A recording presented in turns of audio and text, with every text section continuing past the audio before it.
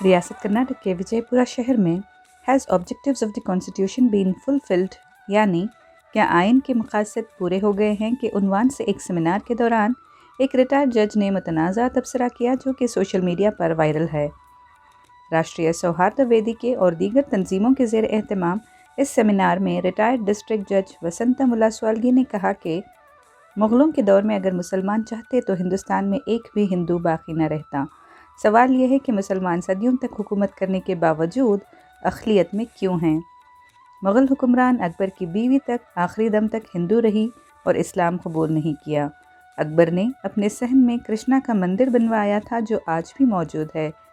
भगवान राम और भगवान कृष्ण फ़र्ज़ी किरदार हैं, वो मारूफ तारीख़ी शख्सियत नहीं हैं। तारीख़ी शख्सियत तो अशोक की है। कहा जाता है कि मंदिरों को मस्जिदों में तब्दील कर दिया गया है। शहंशाह अशोक ने तो 84,000 बुद्ध विहार मंदिरों की तामीर से पहले बनवाए थे। आखिर वो सब कहाँ गए? आइन के अहदाफ ख़तई और वाज़ेह हैं। आइन के अहदाफ हासिल करने में निज़ाम की नाकामी के नतीजे में शुकूक व शुबात पैदा होते हैं। इसको ख़त्म करने के लिए नौजवान नस्ल को ज़्यादा चौकस और मसरूफ़ अमल होना चाहिए। ಮೊದಲು ಅವ್ರು ಅಲ್ಲಪ್ಪ, ನೀವು ಮುಸ್ಲಿಮರು ಹಂಗೆ ಮಾಡ್ಯಾರ ಹಿಂಗೆ ಮಾಡ್ಯಾರ ಅಂತ ಹೇಳ್ತಿರಲ್ಲ. ಮುಸ್ಲಿಮರು 700 ವರ್ಷ ಆಳ್ಕೆ ಮಾಡ್ಯಾರ, ಇತಿಹಾಸನ ಹೇಳ್ತದ. ನೀವು ಹಿಂದೂಗಳನ್ನು ಅವ್ರು ವಿರೋಧ ಮಾಡಿದ್ರಪ್ಪ ಅಂದ್ರೆ ಒಬ್ಬರು ಹಿಂದೂ ಇರ್ತಿದ್ದಿಲ್ಲ ಇಲ್ಲಿ, ಎಲ್ಲರೂ ಕೊಲ್ಬೋದಾಗಿತ್ತು. ಅವರು ಎಲ್ಲರನ್ನ ಇದು ಮಾಡ್ಬೋದು, ರಾಜರಿದ್ರು ಅವರು. ಅವ್ರೇನು ಡೆಮೊಕ್ರೆಟಿಕ್ ಫಾರ್ಮ್ ಆಫ್ ಗೌರ್ಮೆಂಟ್ರಿ ಇಲ್ಲ. ಮತ್ತು ಅಷ್ಟಾದರೂ ಮುಸ್ಲಿಮರು ಅಲ್ಪಸಂಖ್ಯಾತರು ಇದಾರಪ್ಪ. ಈ ಉದಾಹರಣೆ ಹೇಳಾಗಿಲ್ಲ. ಈ ಅಕ್ಬರ್ನ ಹೇಳ್ತಿ ಹಿಂದೂಗಳಿದ್ರು, ಅದನ್ನು ಹೇಳಂಗಿಲ್ಲ ಇವರು. ಹಿಂದೂ ಇದ್ದರು, ಆಕೆ ಅಕ್ಬರ್ನ ಲಗ್ನ ಆದರೂ ಕೂಡ ಧರ್ಮಾಂತರ ಆಗಲಿಲ್ಲ. ಆಕೆ ಹಿಂದೂನಿದ್ದರು, ಆ ಮುಸ್ಲಿಮನೇ ಇದ್ದ. ಅಕ್ಬರ್ನ ಆಸ್ಥಾನದಲ್ಲಿ ಆ ಕೃಷ್ಣನ ಮಂದಿರ ಕಟ್ಟ್ಯಾನಂತೇಳಿ ಇತಿಹಾಸದ ಹೋಗಿ ನೋಡ್ಬೋದು ನೀವು ಅಲ್ಲಿ. ಈಗ ಹಂಗತ್ತ ಹಿಂಗತ್ತ ಯಾರು ಹೇಳೋರಿಗೆ ಇತಿಹಾಸದ ಕಲ್ಪನೆ ಇಲ್ಲ, ಕೇಳೋರಿಗೆ ನಮಗೆ ತೀರಾ ಬುದ್ಧಿ ಇಲ್ಲ ನಮಗೆ. ಅದರಿಂದ ಏನಾಗೋದಪ್ಪ ಇದು? ಈಗ 1999 ಒಂದು ಕಾನೂನು ಬಂದಿದೆ. ಆಗ ಸ್ವತಂತ್ರ ಬಂದಾಗ ಏನು ದೇವಸ್ಥಾನಗಳು, ಏನು ಮಸೂದಿಗಳು, ಚರ್ಚ್ಗಳಿದ್ದು ಅದರ ಆಳಕ್ಕೆ ಹೋಗಂಗಿಲ್ಲ. ಅದು as A maintain status quo ಮಾಡಿರಿ, ಸ್ಟೇಟಸ್ ಕೋ ಮಾಡಿರಿ ಅಂತೇಳಿ ಕಾನೂನಿದೆ.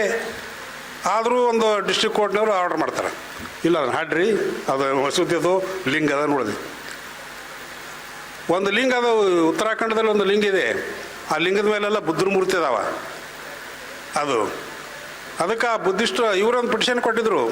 ಅಯೋಧ್ಯ ಡಿಸ್ಪ್ಯೂಟ್ ನಡೆದಿದ್ರು. ನೀವು ಮಂದಿರ ಹೋಗಿ ಮಸೀದಾಗಿ ಅವತ್ತು ನೀವು ಹೇಳ್ತಿರಲ್ಲ, ಮಂದಿರಕ್ಕಿಂತ ಮೊದಲು ಅಶೋಕ ಇತಿಹಾಸ ಪುರುಷವ. ಈ ರಾಮ ಇತಿಹಾಸ ಪುರುಷರಲ್ಲ ಅವರು, ಕೃಷ್ಣ ರಾಮ ಇತಿಹಾಸ ಪುರುಷರಲ್ಲ ಅವರು, ಬರೀ ಕಾದಂಬರಿಯಲ್ಲಿ ಪಾತ್ರಗಳವರು. ಅಶೋಕ ಇತಿಹಾಸ ಪುರುಷವ 84,000 ವಿಹಾರಗಳನ್ನು ಕಟ್ಟ್ಯಾನಂತೇಳಿ ದಾಖಲೆ ಅದ. ಕಲ್ನಾಗ ಬರ್ದಾನವ. ಅವೆಲ್ಲಿ ಯಾವುದಪ್ಪ, ಅವೆಲ್ಲಿ ಯಾವ್ದು? ಮತ್ತು ಅದು ಕಾಲಕ್ಕೆ ಅದು ಆಗಿರಬೇಕು. ಅದನ್ನು ಮಾತ್ರ ನಾವು ಹಿಂದಕ್ಕೆ ಹೋಗ್ತೀವಿ ಅಂದರೆ ಹೆಂಗದ? ಇತಿಹಾಸ ಮುಂದೆ ಈಗ ನಮಗೇನದ? ಅನ್ಎಂಪ್ಲಾಯ್ಮೆಂಟ್ ಪ್ರಾಬ್ಲಮ್ ಇದೆ, ಜಾತೀಯತೆ ಪ್ರಾಬ್ಲಮ್ ಇದೆ, ಆರ್ಥಿಕ ಇದು ಪೆಟ್ರೋಲ್ ನಮ್ಗೆ ಎಷ್ಟಾಗ್ಯದಪ್ಪ ಈಗ. ಕೆಲವೊಂದು ಭಕ್ತರು ಹೇಳ್ತಾರೆ, ಪೆಟ್ರೋಲ್ ಆಗ್ಬೇಕು, ದೇಶದ ಅಳಿಗೆ ಸಂಬಂಧ ಮಾಡ್ತಾರೆ. ಹುಚ್ಚ, ನೀನು ದುಡಿಬೇಕು, ನೀನು ದುಡಿದು ಇದು ಮಾಡಬೇಕು. ನಿನ್ನ ಪಗಾರ ಹೆಚ್ಚಾಗ್ಯದನು, ನಿನ್ನ ದುಡಿಮೆ ಹೆಚ್ಚಾಗ್ಯದನು.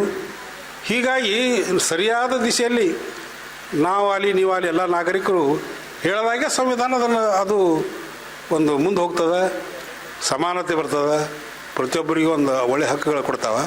ಈ ಬೇರೆ ಬೇರೆ ಫ್ಯಾನೆಟಿಕ್ ಸಬ್ಜೆಕ್ಟ್ಸ್ ಏನಿರ್ತಾವಲ್ಲ, ಇಲೆಕ್ಷನ್ ಬಂದಾಗ ಒಂದು ತಂದುಬಿಡ್ತಾರೆ. ಏನ್ರಿ ಅವರು, ನೀವು ಈ ಕಡೆ ಹೋದ್ರೆ ಈ ಕಡೆ ಬಂದು ತಂದಿಟ್ಬಿಡ್ತಾರೆ.